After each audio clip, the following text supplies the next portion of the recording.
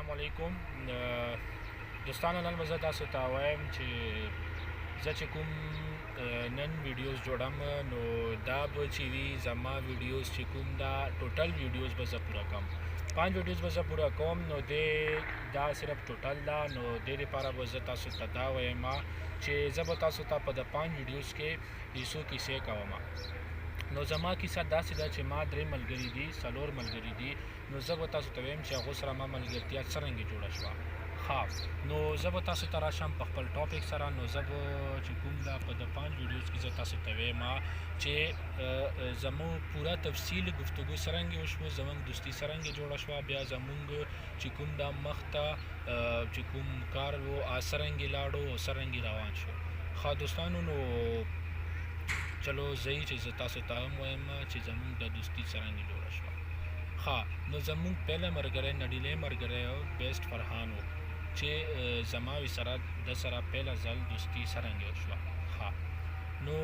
زه لګیا وم په فیسبوک کې یو ټرینډینګ کې روان کورس ته چې د شهباز په نامې ډېر زیات ټرینډینګ کې کورس روان ده نو زه لګیا وم فیسبوک کې نو فیسبوک کې ما بس اسې یو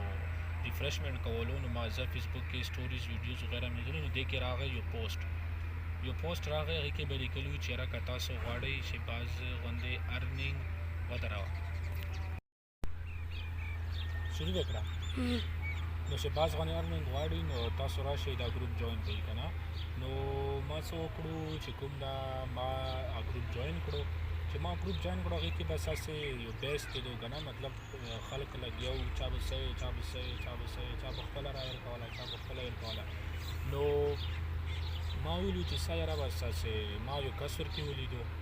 چې هغو مطلب پهله خو ماله نما نه راتله خو لکه فرحان و که نه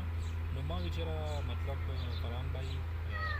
ما ته خو ټینګې پته نه وه چې دا فرحان ده ویلې چې بیا وروسته هغې نه بعد بیا مو چې کوم د انټروډکشن وشو نو ما څه وکړو چې ما درته وویلې چې یاره ته خو ما چېرته لیدلی مطلب دا وایي چې کوم دا ما چېرته لیدلی او ته چې کوم دا هر یو ګروپ هر یو فیسبوک ګروپ کې هر یو واټساپ ګروپ کې ته څه کوې چې نو ما ته وایي چې یاره ته څوک یې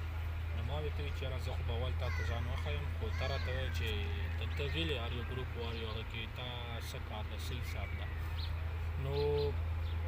بس لګیا وو ولا چې چیټینګ مو کېدو نو دې دوران بس ما هغه متې چې ته یې څوک مطلب ما هغه له پروف وښلو چې یاره ته دا کس یې نو هغه وایي چې یاره نو زه خو دا نه یم یار خو ته څوک یې نو ما ورته وایي چې یاره ما ته نه ما واخلم نو ته هغه کس وایي چې یاره زه معافي غواړم یار ته بل څوک دی که نه زه دا نه یم نو ما ورته وایي چې یاره چلو سوري بیا به زه غلط وم چې ته څوک یې نو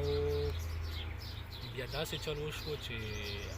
مطلب بیا مو مخته نورې خبرې شروع شوې بیا ما ورته وایي چې سوري یار ته خفه نه شې هغه وایي چې یار ویلي